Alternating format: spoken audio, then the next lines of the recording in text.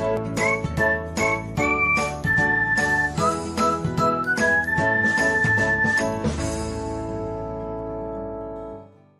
everyone, welcome back to another episode of Technologyglance.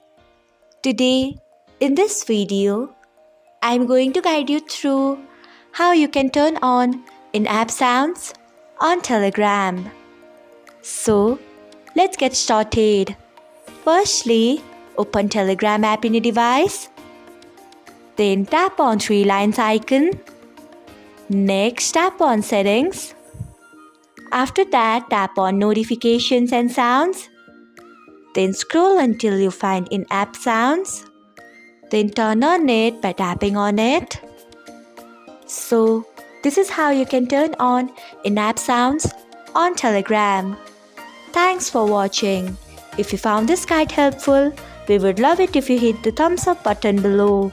We upload great new tech tutorials like this one every day, so do not forget to subscribe to our channel and hit the bell icon so that you'll never miss another update.